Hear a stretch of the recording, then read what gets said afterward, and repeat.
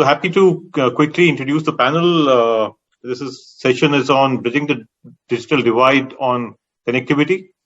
This is a concern that has been there even at the start of the pandemic, whether the rural infrastructure is good enough, whether the access of smartphones, electricity, or the connectivity element is there. So I think there are definitely those elements, and we have people who actually are running companies in the EdTech environment trying to address some of these issues and dealing with them as well. So I think before we dive deep into it, just a quick perspective in terms of this has been a decade of disruption, and Divya did allude to that. And several industries are getting disrupted on the back of the tech enablement. So you have multiple megatrends converging. You have the technology coming in place in terms of the smartphones, in terms of better connectivity. You have mindset changing. So we heard people talking about the fact there's a need for immersive learning. There's a need for, let's say, a balancing offline and online elements. But I think the last year also has, at least for the EdTech, it has hastened a lot of mindset changes. And I think that's really given the sector quite a boost. It was already doing well, but I think it has definitely given it a boost. So multiple elements coming together and making that happen in terms of the overall disruption. So that's really important to note.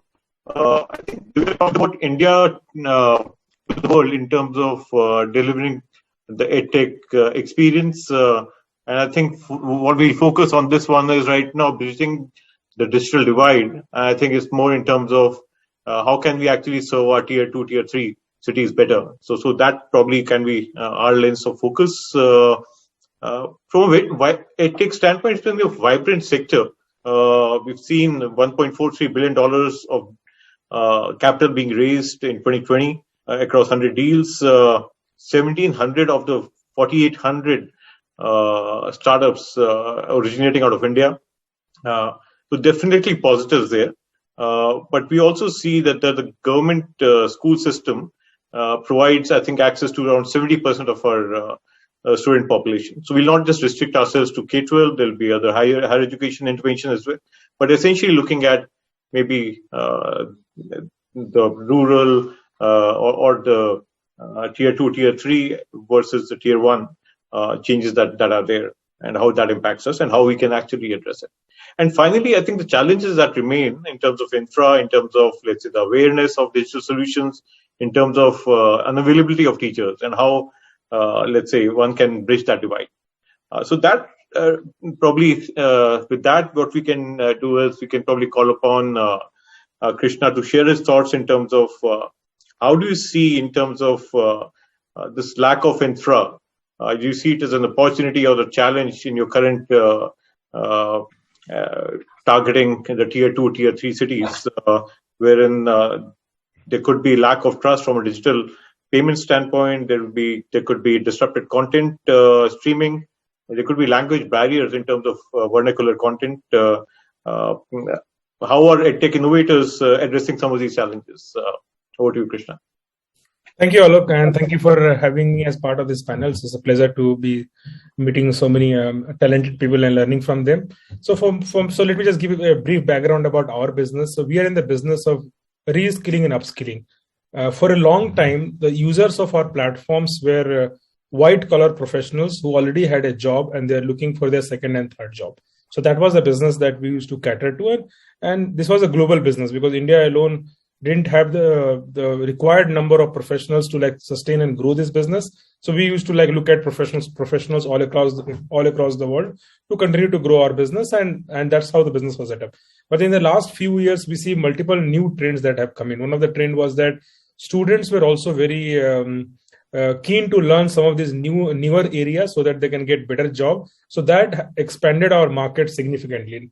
Companies have also changed their hiring method. Like a few years back, some of the large employers in our country, they will go to various campuses physically, interview candidates and make an offer.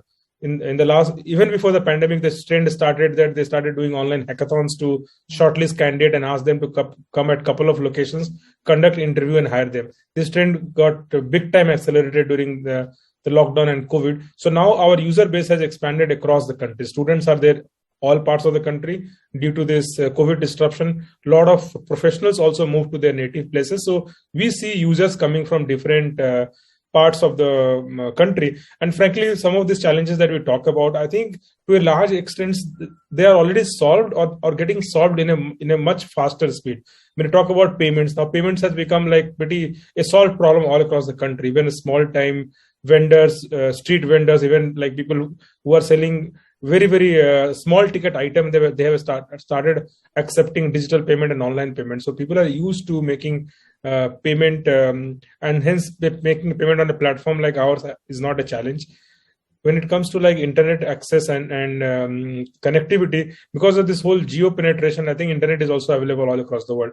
There was some data that I was seeing that the video consumption per capita in India is one of the highest, right? You look at all across. If you notice, security guards in buildings all across, they are always hooked onto their phone watching some kind of video content in video entertainment content, right? The kind amount of video content that gets circulated on WhatsApp. So this, as a country, when it comes to accessing video, doing online payment, I think that to a large extent is already solved by some of the early movers in this segment, who are at a much larger scale than the current EdTech players. If you look at e-commerce is now delivering pretty much all the pin codes of the country. So people are used to ordering and accessing information online. Now when it comes to credibility, see what changed in last 2 years is that there was like online mode of learning, either synchronous or asynchronous, and then there was a physical way of learning. We go to a school, college and learn by sitting in a physical classroom. Now in the last 2 years, because of the disruption, those physical schools also moved online. Now having said that, somebody whose business was providing teaching or training in an offline model, overnight shifting online, there are tools to make them do that shift, but that's like a temporary solution. Companies like us or the EdTech players, they have been working on building a holistic solution to offer engaging and interactive learning where you can measure effectiveness of the learning also for so many years. So obviously the whole experience, if a learner joins an offline turned online school, and a learner joins a school that was always online, there's a big difference that they can experience firsthand, because those companies have optimized their way of working and optimized their platform over the years by making thousands and thousands of learners go through the platform. So that itself added a lot of credibility, that I'm learning from this platform, I'm learning from that platform. This appears to be better. Another variable that has again worked in favor of platform like ours is that suddenly there is a huge demand supply gap. If you talk to any business leader of be it medium, small or large, their biggest challenge is not that are their customers order that they can fulfill. The biggest challenge that people are talking about is that I have so much of work, but I don't have team members. There are areas where they are hiring and people are leaving way too soon.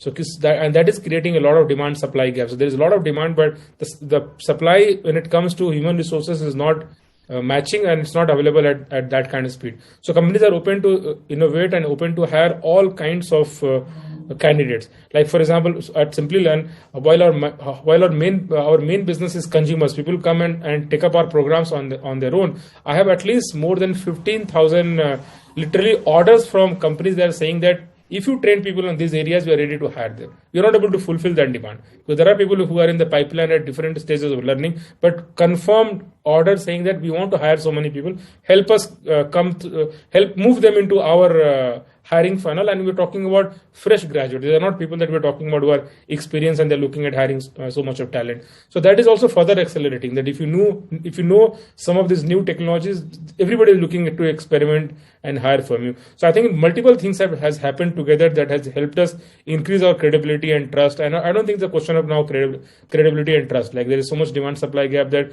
all companies are doing good. Anybody who's getting into those areas after some time are getting meaningful employment. And frankly, I have not seen this challenge of connectivity and challenge of payment. When it comes to vernacular language, we mostly offer courses in English. So I don't have much experience on the vernacular language side. So with that, I'll take a pause and. So thanks, Krishna. I think interesting perspective. So I think from an infra standpoint on basic connectivity issues, things have been addressed to a great extent. That's been your experience. I think consumption of digital content is fairly high, definitely in tier 1, and also I think from a tier 2 and tier 3. So that's definitely positive. From a talent perspective, just a quick question again to you in terms of is that now driving the need for the tier 2 talent to become front and center and making them ready for let's say from a hiring standpoint, and is that a trend that you are seeing in terms of increasingly, and any thoughts on that? So Alok, on hiring side, there are a lot of things that happen. I'll give you an example. One of the very interesting project that we are working on. So one of the large employer has given 10,000 offer letters to students who are still in college. Those 10,000 offers are in the range of 3 to 3.5 lakh annual salary. And this is a confirmed offer that's given to the students who are still in college. Now the model that we are working is that same company has said that do these 4 programs from Simplilearn. If you complete that program successfully, before you, at the time of you coming and joining us, we'll make this offer a 7 lakh offer. So they're saying that you in college you have learned something, we're hiring for whatever you have learned, but if you complete these programs in the next 6 months, the salary simply becomes double, right? So a lot of such things, innovative things are happening in the hiring space, and most of these students that we're talking about are all in tier 2, tier 3 cities, not in tier 1. Okay, interesting, very interesting. Demand supply gap is huge, like unimaginable. A company of our size, we are hiring 200 people every month. No, absolutely. I think I'm seeing companies from Colombia, for example, coming to India saying they have a huge talent issue, and a lot of this is IT talent. But we ourselves, even though we have a huge talent pool, we are facing a huge crunch there. Thanks for those thoughts. Aditya, given the fact that you working in the public space with the overall mission of Piramal Foundation, what's your thought in terms of similar experience that a lot of ground has been covered, and what are the gaps still remaining that need to be addressed? Over to you. Thank you, Alok, and thank you for the opportunity to share. I must be one of the few non-EdTech people. I'm coming from the Ed side. We are teaching. We don't have much technology, but we are trying to enable so that the teacher is more enabled through technology. I think there are 2 differences from what. So what do? We work with the bottom 6th of India, literally the bottom 6th of India. 112 districts where we work in, the Human Development Index is lower than South Sudan or Ethiopia. Right, so there are really very different Indias that we're talking about. The Prime Minister started a program called the Aspirational Districts Program in the bottom 6th of India because this variation is very high. So you're still talking about tier 2, tier 3 cities. There's then a next 6th and a next 6th, and then finally comes the bottom 6th. And so most of my experience is coming from there. And so if EdTech doesn't reach there, the inequity in India is just going to balloon even more crazily. 30 years ago when I was in school, the inequity could be only X amount. But today, from an IB school to a school in Sukhma in Jharkhand, there's just too much variability. IB school with Byju's with Simplilearn versus my Sukhma school in Jharkhand, there's just the inequity is greatest. So if you really care about inequity, our point is that you have to work with the bottom. Now, in these rural areas and in the K to 12 space, I agree with Krishna that once it comes to skilling and more advanced stages, there is enough access. But if you go K-12, and especially preschool and K to 5, the statistics show that 50% of rural India cannot read a paragraph in their mother tongue at grade 5 level. This has been proven again and again and again for the last 10 years. Okay, let me repeat that. 50% of India in grade 5 in rural India cannot read a paragraph in their mother tongue. Right. So if you can't read a paragraph in your mother tongue, what are you going to consume? And this is grade 5. You're supposed to be able to read by grade 2. Most of our children will be reading before grade 2 itself. We make sure that in preschool itself, they can read. This is by grade 5. So now what are you going to consume on science? What are you going to consume on social studies? And there's that much video you can consume, but the bottom line is ultimately you have to learn to read. Similarly, the statistics on maths is that 50% of children cannot do a division problem by grade 5. So if you can't do 88 divided by 8 in grade 5, there's really no chance that you can do any sophisticated fractions, algebra, linear equations. You're just being left out of that. And I think a lot of the innovation is happening in the secondary school space, is happening in maybe up to the middle school space. But in the preschool and in the primary school space, for basic skills, the amount of EdTech access and innovation is pretty limited. And I think it's requiring a sort of different approach because for multiple reasons, right? So as a start, let's just look at technology availability. In rural India, there are sort of, broad level, you can round off the numbers, but there's sort of four quartiles. The bottom quartile is the no tech quartile. You have no mobile phone in the home, right? This is the bottom quartile. The second from bottom quartile is a very low tech, which means you have a smartphone. You have a phone, but it's not smart. So now how much can you, listen on the phone to a teacher who's also speaking to 20 other children? Then how do I raise my hand in this situation when I need to speak? How do I interrupt? This is too sophisticated for a primary learner. It's too complicated. We've tried a lot of experiments with multiple state governments in Madhya Pradesh, Orissa, Jharkhand, and the average attendance never goes above 23-24%, right? Which is really too low. Because the quality of the line combined with everything else. And this is the people who have a phone. We're not even talking about the bottom quartile. So really the bottom half of rural India is not being accessed at all because either you have no phone or you have no smartphone.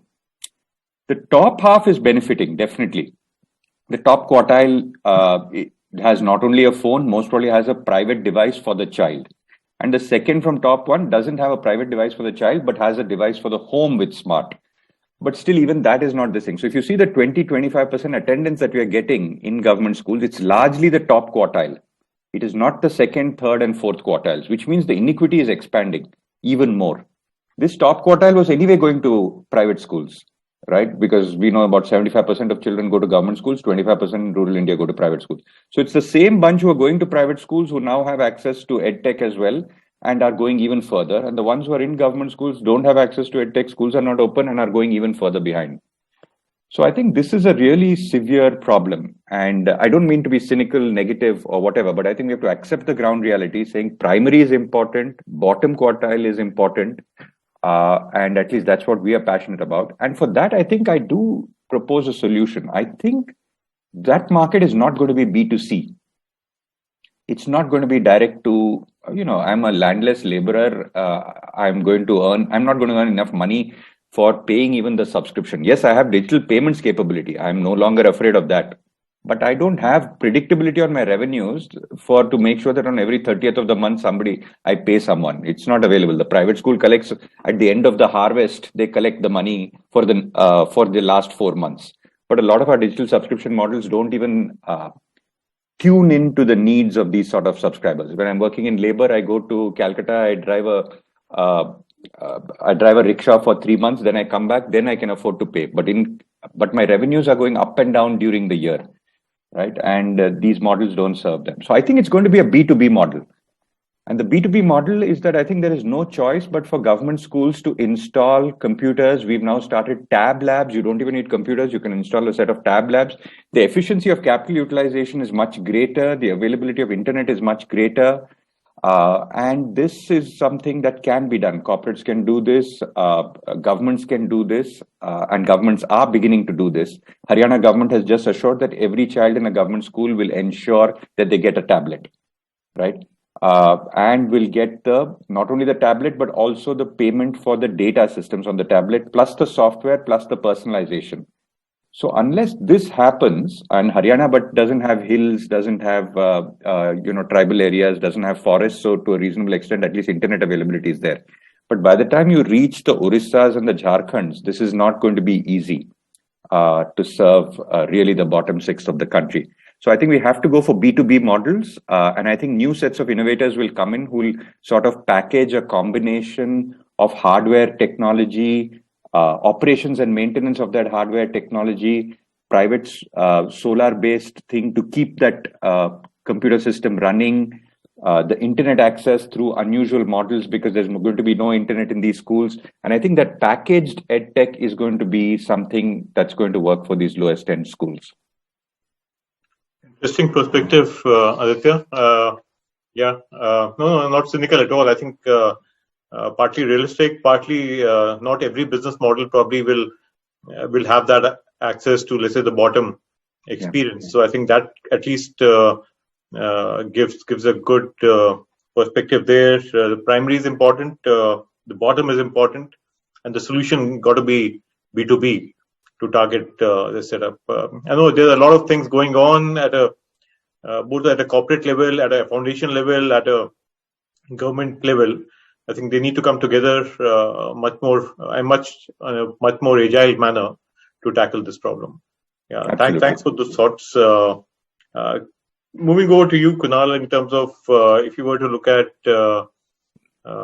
let's say, going forward and see some of these challenges, how do you see the EdTech kind of helping leapfrog some of these challenges? How does it get over the digital divide that they are listed out so eloquently?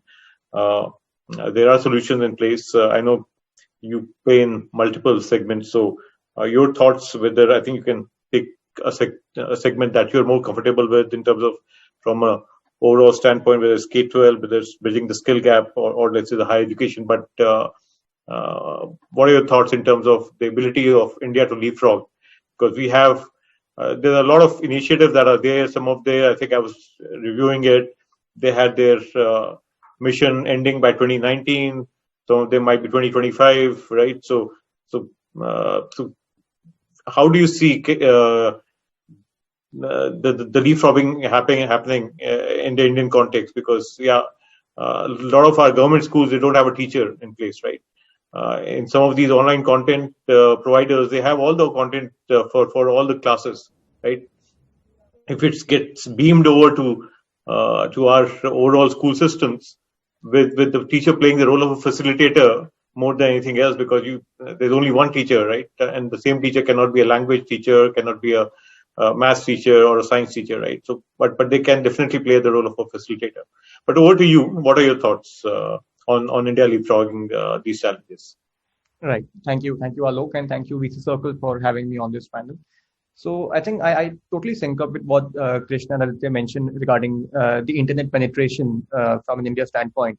So initially in 2013-14, we started with classroom programs, and slowly till 18 we went to online, and that shift from focusing on a B2B segment, the college segment, to open programs, that's the customer B2C level came because of this shift only, wherein learners saw furthermore adaptability of internet-based learning.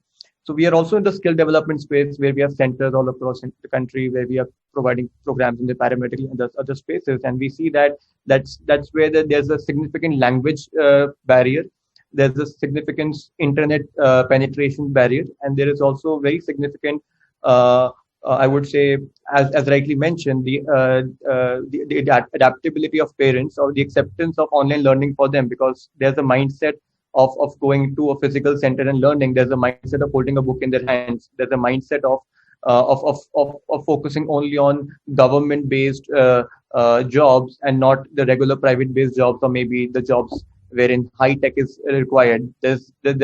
We focus on this segment of disabled people, wherein they want to go forward for a government-based job only. That's the mindset which they grow up with, right? So that's where it's more of a awareness perspective, I would say. The overall awareness of EdTech, because of players like Byju's coming in, has overall expanded the forte for the entire EdTech space. In addition, the awareness spread at the government level with several initiatives like the Skill India initiatives and the Future Skills initiatives which NASSCOM is taking in, right? So such initiatives really help in spreading the awareness that yes, online education is the way forward. And WhatsApp-based education, wherein it's like popularly quoted as the WhatsApp University, right? So people are actually getting learning through WhatsApp, through content being floated through that space. So going forward, yes, hybrid model would sustain. whether it be from cost standpoint or whether it be from the quality education, because as we know that there is definitely a shortage of instructors at the school level or maybe at the rural level, right? So that's where there'll be a hybrid model wherein there'll be a facilitator at the ground level, and there'll be a subject matter expert sitting online, and there has to be this that sync up between the two for the learners to get the required knowledge, right? So this is going to go forward because there is benefit of both, like content being there at the physical level, content being there at the online level. Like for example, if content is there at the physical level and learner and instructor is there at the online level, that really helps also in certain ways, wherein this mindset of having something in hand, something tangible in hand, a study material in hand really helps at the ground level, and the instructor being at the online, in the online space, helps at the quality of delivery being imparted and facilitated at the school level.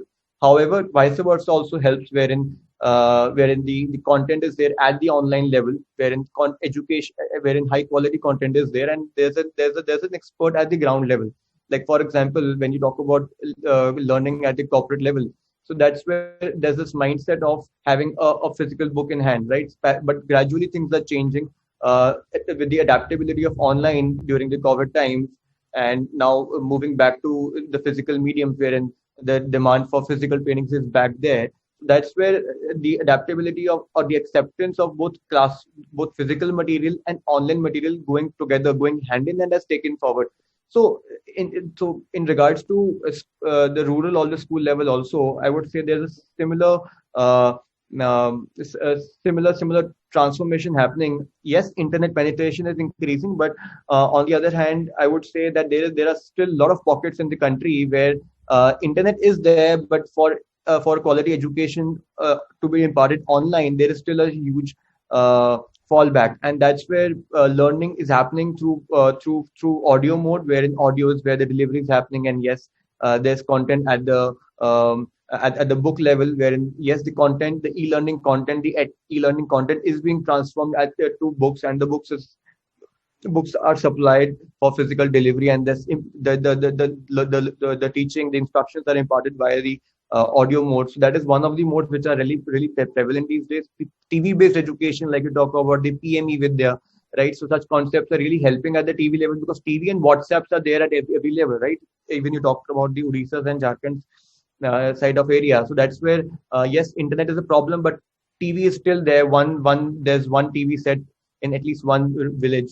And yes, there are school boxes also. School in the box kind of a concept really helps, wherein for a teacher to be created at the rural level, there's a school in the box concept, wherein whatever required, like you see in your rooms, like they give you a kit at the reception itself. Similarly, school in the box is a kind of a concept wherein the whatever instruction material is required for the instructor to impart, or maybe the facilitator to facilitate, would be provided. So school in the box is kind of another innovative concept, which is combined with WhatsApp groups in place, which is combined with books in place, which is combined with other key ingredients for the package of learning going forward. So I would say, Alok, hybrid is the way going forward. Yes, the benefits of lockdown to online industry, online education space really was really strong. However, that benefit would lower down going forward with lockdown opening up, with things getting back to normal, assuming third wave doesn't come, right? So with market accessibility increasing, and with benefits of online reap during the past couple of years, going forward, I would say both the mediums have to run together. As you saw in the recent report, it came that that corporate travel has reduced significantly because of Zooms, right? These summits used to happen in proper physical centers, right? Now we are having it in Zoom. So there's a lot of expense being saved. So similarly, I would say even the training industry has also transformed significantly, and same is the learning at the grassroots level, in the rural level, at the school level as well. Interesting thoughts. Kunal, you talked about the hybrid model the school in the box. I think also the WhatsApp University can be taken in different perspectives, but I think it is definitely one way of pushing. And also, I think I don't know whether the solutions are leveraging the existing infra. So if the TVs are there in rural households in a much better way, are those also being used to drive some of these maybe measures to reduce the digital divide? So I think definitely, I think a lot of positives, a lot of things to kind of ponder on and move forward. But I think I would just, as from a closing standpoint, I'll just go around the group, maybe starting with you, Aditya, in terms of if there was one thing that you want the innovation ecosystem from an EdTech standpoint focused on, what would that be? I have many things actually, Alok. Not just one. I think one is to go beyond the sciences. I think a lot of EdTech is still focused on science and skills. We still don't have enough innovation in making history, civics, arts, economics, political science, all these where, where the answer is not definite, which is not close-ended. It's essay-based. We haven't even seen the beginning of what EdTech can do in those spaces. And this is where really the 21st century learning is going to be much more. We are still replacing our basic engineering colleges and skilling related stuff. We've not really explored the potential of EdTech. That is when technology is going to come in, right? So I think the exploration into the arts type of thing. The second, I think, is the whole area of going beyond. Even if you're going in schools, I would do much more things that the school can't deliver. Somehow we are trying to replace what the school can deliver and just put it in a better pedagogy and stuff like that. But there's so many areas that schools are not delivering on. You're not delivering on creativity. You're not delivering on art education. You're not delivering on legal literacy, on financial literacy, on socio-emotional skills, on entrepreneurship, on resilience, on grit, on design thinking, on storytelling. You're not delivering on any of these. And these are all going to be on video production. These are the skills which are going to be required in the future. I think the old science, maths, I'm not sure you need to know exactly that. I'm not sure the jobs are going to come from what the current content in grade 8 to 12 is. And then you provide that grade and then you reskill them through Simplilearn or Harvin because the basic skills that you got, and I love the example that Krishna was saying, where why is it that after a whole college education of 4 years, they're paying 3.5 lakhs.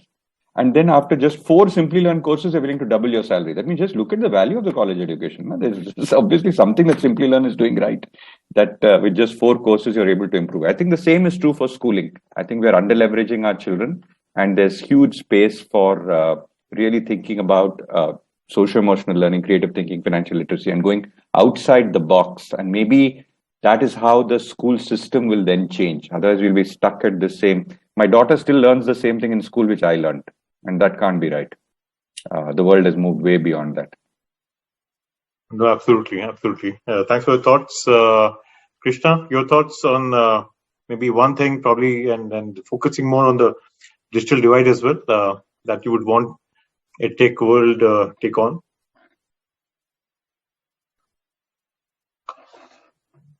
You're on mute, Krishna.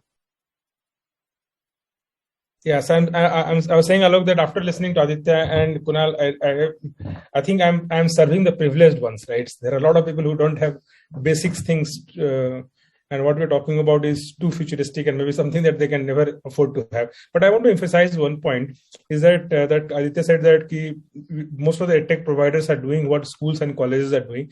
See, my strong belief is that the country of our size, we can never build infrastructure to serve everyone.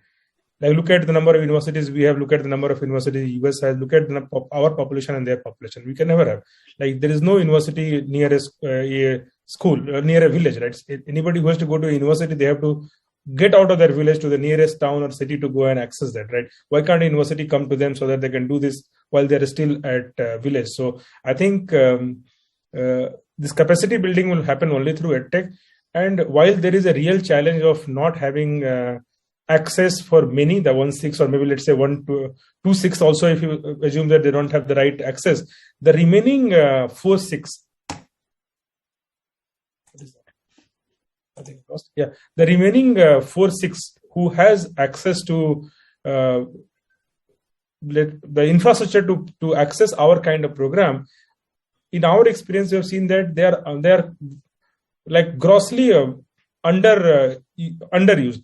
So when you talk about skill, look at the kind of employment that we see at a lower level, right? Our entry level salaries are ridiculously low compared to the entry level salaries that the entire world pays to their workers for a white collar kind of job. So if we can also up that particular chain, I think the amount of resources that will create that maybe it can fund, and that 2/6 will become maybe 1/6 maybe in the next 10 years, right? So I think that itself is a great cause. Like if you look at do a quick benchmark of the salaries that are paid to executives in India from director onwards and compare that to any part of the world, the bridge is narrowing, right? There's hardly maybe 30% difference at max, right? If I just leave Bay Area and New York, and if I look at a salary paid to anybody in US and what Indian tech companies are paying, is pretty much neck to neck. But take it to junior level, the difference is huge, right?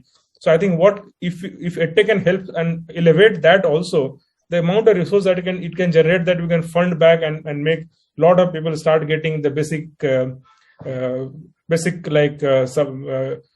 facility to get started on leveraging technology to their benefit. So I still think that obviously there's so much of news about funding, and EdTech is a very, very well funded and in news sector. But if you drill down further, the news is very limited to only few companies. Most of the money is 50-60% of the money is going to only one company, right? So, right. But still there are a lot more. Many people can do it, right? I'm sure there are people who are looking at really solving the problem of on the ground in villages, but they don't have the right resources to scale their model because most of the money is going somewhere else. So net, I still think the early days and a lot of good work is going to happen in the next 10 years, and we'll be a totally different country in next 10 years. Closing on a positive note, Krishna, thanks for those thoughts. Kounal, your closing comments, one change you would want to see that will reduce the inequity? So, while we all talk about the youth, we talk about the rural, we talk about women empowerment, one segment, one audience which we generally keep aside is the audience of senior citizens, or I would say people who are going above the age group of 50 to 60, and they hold huge amount of experience, a lot of knowledge they have, but only thing which they suffer is the tech knowledge, right? So and a lot of EdTech has been focusing on all segments just because they have ed, they don't have tech, they need the updated ed. So that's where I would say going forward, if EdTech can focus on upskilling the senior citizens who really want to make the best of their time, however they are not able to integrate with the current society or with the current growth or change. So that's what we have been also focusing on in the recent past, and I would say going forward, this is one audience which really is out of focus and should be brought back to attention. And there's a lot of experience and knowledge which they can also bring back if they're integrated to the overall ecosystem. And I would say the focus of the entire I would say economy. I would say, yeah, that's it. The senior citizens one. Yeah, interesting, Kounal, in terms of that forgotten segment, gone beyond their productivity, so-called productivity years. They have so much to contribute further. And I think if the world is moving towards much more digital in nature, I think, yeah, so how do we get them back into the thick of things? There's one question which has come in. Do we think more targeted learning delivered via EdTechs will help reduce the number of years a student is expected to study? That's one that been asked. Also, can it reduce the dropout rate? Because India also experiences a huge dropout rate. So maybe two different questions, but anybody can take it up. Yeah, so Alok, I'll definitely like to answer that. See, this is a very interesting question, and a lot of EdTech providers are working on personalized learning, right? That why should everybody go through the same content if they are part of the same college or of the same degree, right? The fast learner can complete it in a shorter period of time. And those who already have done a part of the course through some other mechanism, they should skip that part and directly move to the areas that they have not done it. So a lot of work is happening in that direction. And I think our new education policy also supports that. I think the implementation is still to be seen, but they also have this doing courses in chunks, bits and pieces. Some you can do online, some you can do offline, some you can do from one university, some you can do from another university. So I think work is already happening in that direction. In that direction, on platform like ours, you already have those kind of ability, and in a limited manner. It's not a full-fledged offering, but you're also experimenting in many of our programs. That take a test. If you score a certain marks in that particular test, then you skip a series of modules and directly move to the areas that we think is right for you to get started with. Interesting. So very interesting thoughts, gentlemen. It's been a pleasure to get your thoughts on the digital divide. Definitely a lot positive, but a lot of work to be done still. There are segments that probably need focus. The segments which have probably, even though they might be the bottom of the quartile, that need solutions, and maybe a new set of entrepreneurs addressing those. They might have to bring multiple things into play: the tech, the hardware, the maybe alliances with NGOs who can give them access to those communities, those areas. At the same time, I think things like hybrid models probably are here to stay. Awareness is very, very key, and I think that's increasing. But again, a lot of work to be done. On a positive note, while I think there is a lot to be done, I think there's a lot that has been accomplished in the last 5 to 10 years, and we probably hope India will be a very different setup in the next 10 years, or let's say, if we don't go that beyond, I think, let's say, in the next 5 years. So with that note, Kavya, over to you. I think it's been a fairly interesting discussion with the panelists sharing their perspectives.